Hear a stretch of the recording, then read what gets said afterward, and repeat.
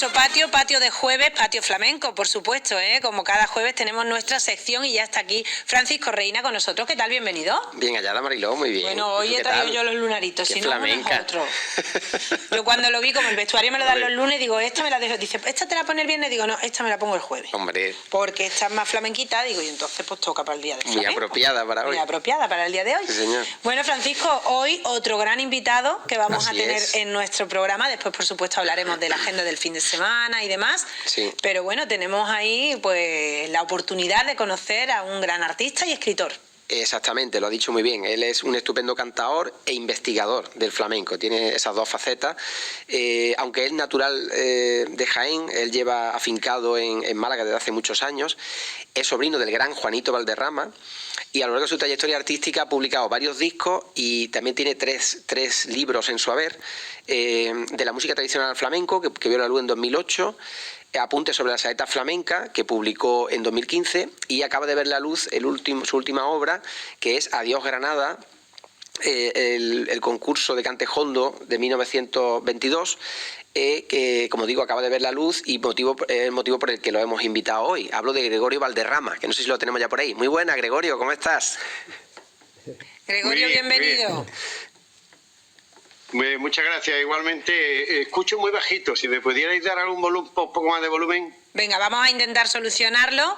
Gregorio, estamos encantados de tenerte hoy aquí y de poder charlar contigo sobre este libro que bueno, que seguro que va a sorprender y que a todos tenemos muchas ganas ya de tenerlo en las manos, ¿no? Sí, porque yo quería preguntarte, Gregorio,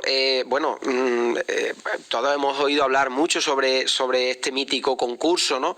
Me gustaría que nos comentaras qué supuso este concurso que promovieron, entre otros, intelectuales como Manuel de Falla o Lorca, y qué aportas tú como novedad en este libro a lo que ya has sabido. Bueno, yo creo que yo aporto un poco más de claridad porque hay mucha confusión, hay mucha oscuridad, se dicen muchas cosas que no son verdad, que no sucedieron. Se construyó una historia que hoy podemos verificar que no existió. Por ejemplo, no estuvo La Niña de los Peines, por ejemplo, no se grabaron ningunos discos como se ha dicho, incluso se sostiene en las páginas oficiales en Granada del Universo Falla. En fin, intento aclarar un poco que hubo de verdad, desde mi punto de vista y de interés en el concurso, y sobre todo concentrarlo en un libro que tampoco pretende ser la Biblia, sino una especie de manual de fácil acceso para el que quiera saber qué pasó en el concurso, ¿no? ¿Y cómo? Sí, sigue. No, por favor. Te iba a decir, ¿y cómo se investiga algo que pasó hace tantísimos años? En 1922, ¿cómo se investiga? ¿Cómo se mete uno en esos entresijos? ¿De dónde tira? ¿De qué hilo tira? Bueno, hoy es relativamente fácil porque gracias a los nuevos medios de Internet y la buena voluntad de los organismos públicos se ha digitalizado y se ha puesto en abierto. Hay mucho material disponible, cosa que antes no había. Por ejemplo, cuando Molina Fajardo escribe sobre el concurso de Granada, pues no hay medios. En el año 50 no existe Internet, no existe ninguna posibilidad nada más que de irte a una biblioteca o a una hemeroteca. Exacto. O sea, no a una hemeroteca, a un museo, y consultar día a día, página a página, los 2 o 3 o 4 o 10 diarios que podía haber. Hoy tenemos acceso a miles de periódicos y a miles de personas que pudieron asistir o por lo menos opinar de manera distinta, y entre todos puedo tejer una historia lo más verosímil posible, considerando o contrastando los datos que ofrece sobre la misma noticia unos y otros. Entonces hoy es relativamente, te requiere muchas horas, mucho trabajo, mucho tiempo, pero hay muchos medios donde poder recurrir que antes no lo había. Y fíjate, Mariló, la fuente fundamental es la prensa, rastrear la prensa desde que se empieza a gestar en el año 19 y luego los efectos y consecuencias, sobre todo hasta 1930, porque a partir de ahí ya es un maremándum de noticias lo que se suscita, ¿no? Claro. Pero en esos 11, 12 años el concurso y sus consecuencias. Y fíjate, Mariló, decía Gregorio que, bueno, Manuel de Falla, que es, digamos, uno de los promotores del concurso, aducía como motivo principal para organizarlo, ¿no?, que se estaba perdiendo, que se había perdido, que se estaba perdiendo el cante primitivo andaluz, genuino, auténtico, tal.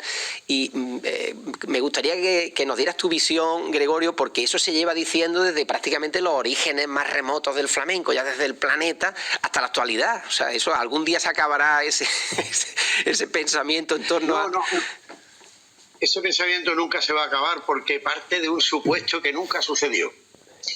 Siempre el flamenco tendrá un ideal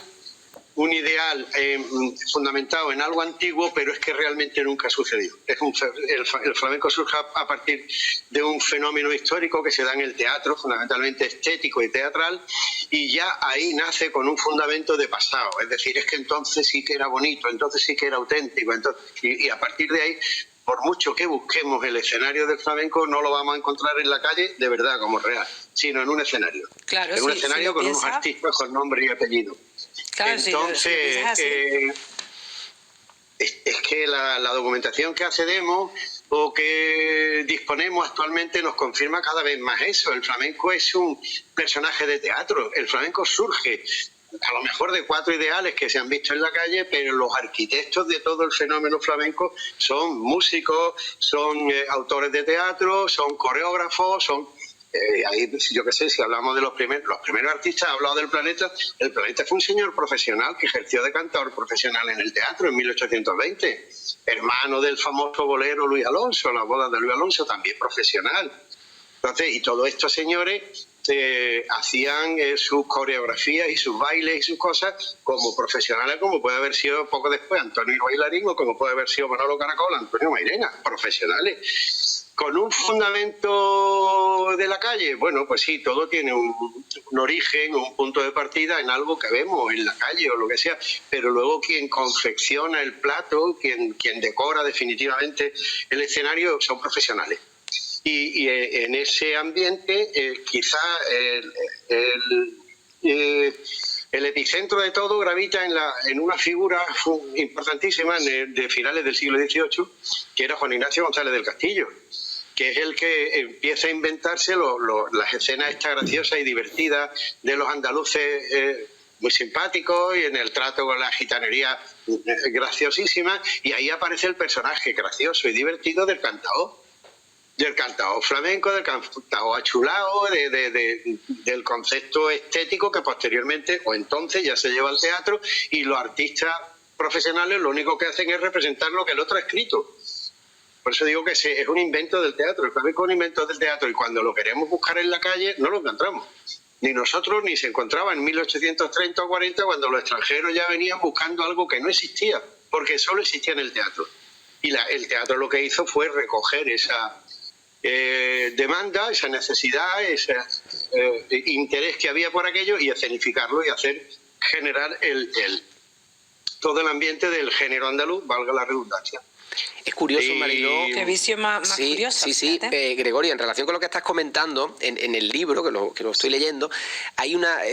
me llama la atención porque habla de un gitano mítico de allí, de la cueva del Sacromonte, Granada, como era Chorrojumo.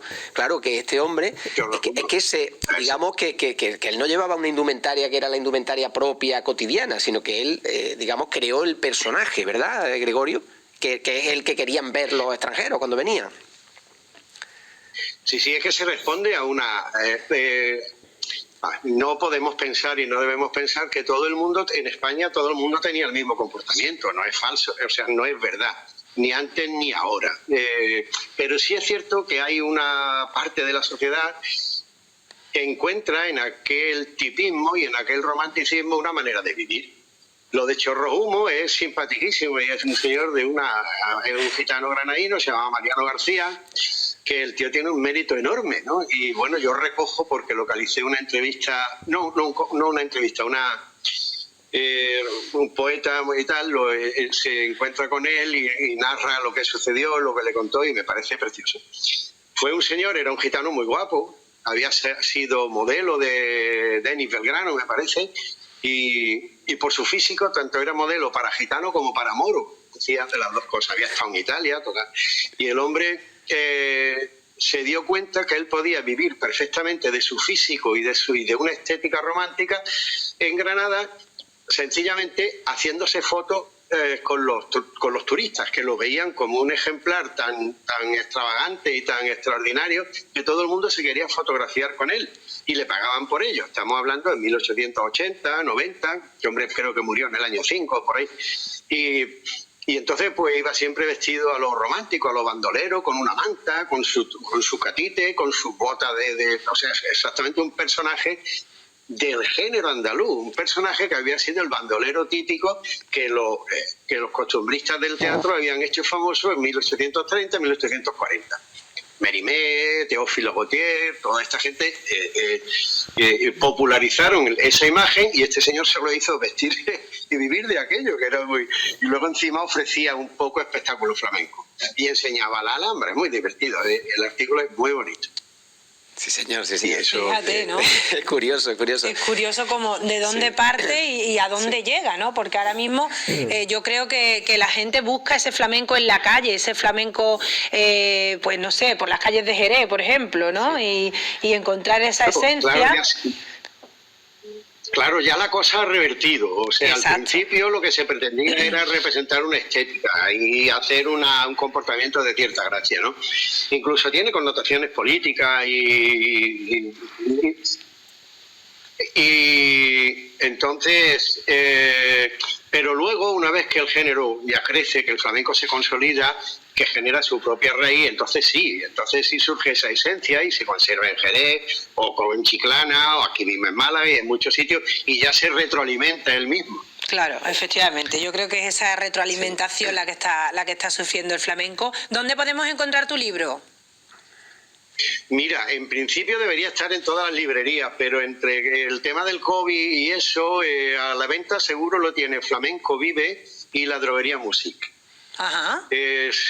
Por internet, a través de pedidos por internet, y en cuanto se normalice la situación y se pueda hacer las cosas y se pueda llevar, pues el libro lo echa, a ver si como enfoco ahí. Esa es la portada del libro, precisamente una imagen del concurso de Granada del año 22. A ver, uy, qué mal pillo. Ahí, perfecto. Ahí. Sí, sí. Eso. Y este es un poco abajo, ¿ves? Adiós Granada. Y hay que recordar... la verdad que no... Hay que recordar, Gregorio, que el libro, y Mariló, que el libro se acompaña de un CD muy interesante porque incluye grabaciones coetáneas del concurso, desde bueno, pues de Antonio Chacón, que fue el presidente del jurado, a El Tenaza, que fue uno de los ganadores junto al Niño Caracol, bueno, La Niña de los Peines, Vallejo, El Cojo de Málaga, etcétera, que entiendo que has querido contextualizar un poco, ¿no?, la historia que narra en el libro, ¿verdad?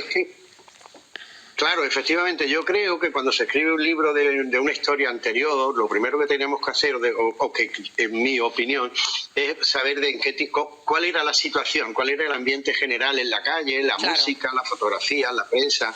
Y entonces se acompaña de una serie de fotografías del mundo del espectáculo, flamenco y canción, y como dice muy bien Francisco, hay un CD donde hay, creo que son 26 piezas de cante flamenco contemporáneo, desde 1919 me parece al 28, de muchos artistas, entre ellos el Tenaza y Manuel Torre, que participaron en el concurso, y luego hay otros muchos más.